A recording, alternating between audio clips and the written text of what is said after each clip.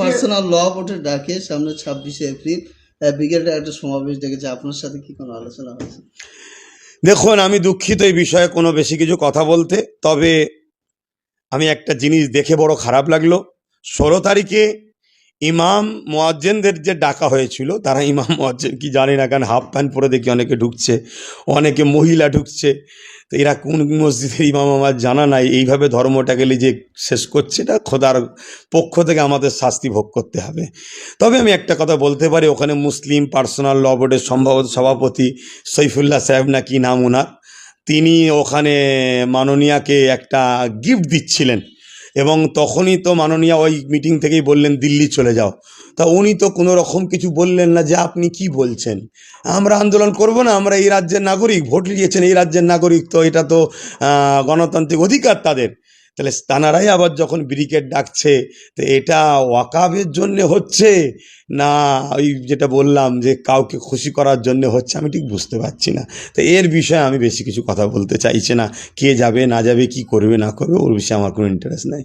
আপনি বলছেন কেন্দ্র সরকার আইন করেছে মুসলমানদের ঘরে ওয়াকাব বিলের মধ্যে অমুসলিমদের ঢুকাতে হবে, এটা অন্যায়। এর বিরুদ্ধে লড়াই করা দরকার, এই বিলকে বাতিল করা দরকার। সুপ্রিম কোর্টকে আবার ধন্যবাদ জানাই, জায়গায় ঢুকে দিয়েছে। কিন্তু মমতা ব্যানার্জি অলরেডি পশ্চিমবাংলায় বোর্ডের মধ্যে, ওয়াকাব বোর্ডের মধ্যে হিন্দু ঢুকিয়ে অমুসলিম ঢুকিয়ে দিয়েছে, এটা আপনারা জানেন? কেন জানবেন? ই তো ঘুমটা দিয়ে কাজ করছে। ইনার বিষয় ইমাম মলি সাহেবরা বলে না, কারণ ইমাম মলি সাহেবের বড় অংশ কিনি পয়সাতে কিনে রেখেছে, আর উনি কিছু বললেই সঙ্গে সঙ্গে চিল্লায়। শোনেন, বিজেপি হলো আমাদের প্রকাশ্য দুশ্মন, আমরা সবাই জানি, কিন্তু ইনি হলেন ছদ্মবেশী বন্ধু সেজে দুশ্মন, এটা আমরা ধরতে পাচ্ছি না।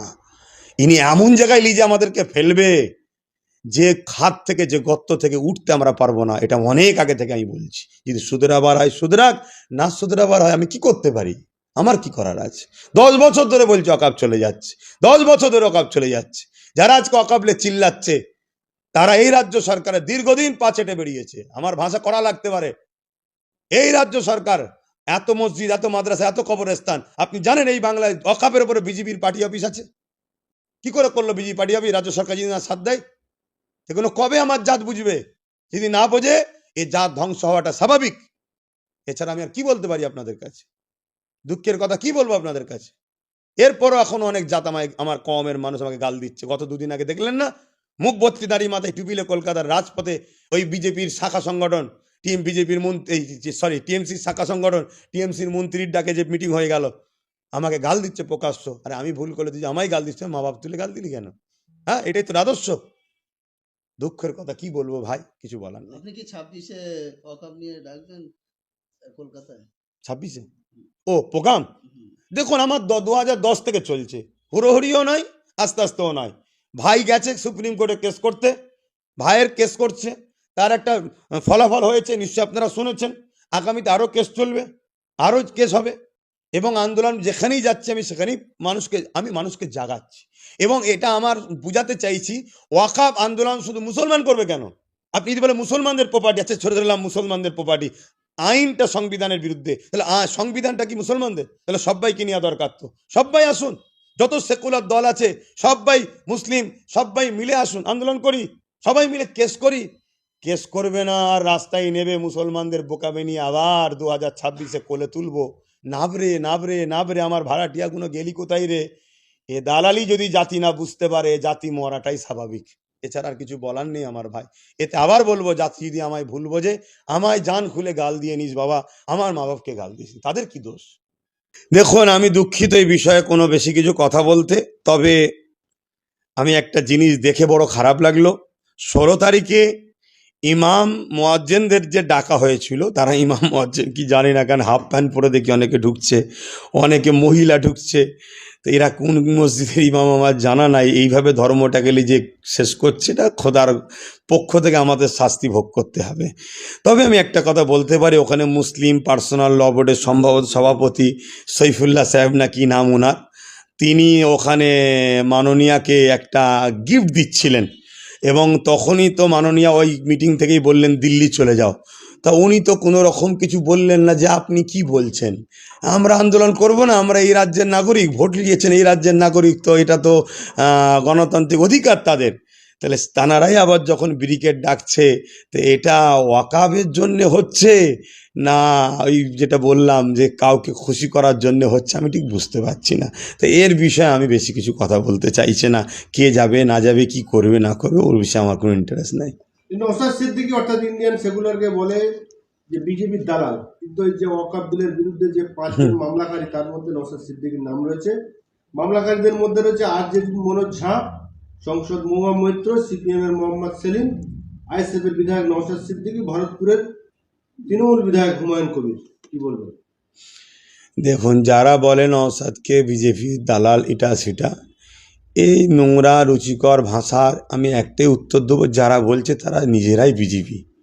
না কি করে জানলো আমার বি টিম এটা যে বিজেপির বি টিম, এটা বিজেপি তো বুঝবে। তা যারা এই কথা বলছে তারা নিশ্চয়ই তারা নিজেরাই বিজেপি। আগে স্বীকার করুক আমি বিজেপি, আমি জানি এটা আমার তৈরি করা দল, তাহলে সে কথার মধ্যে একটা দম থাকবে, গুরুত্ব থাকবে। অর্থাৎ যারা এই কথা বলছে তারা নিজেরাই তো বিজেপি। তা বিজেপি বলছে আমার বি টিম, এটা যদি স্বীকার তারা করতে পারে তারপরে আমি এই বিষয়ে উত্তর দেবো।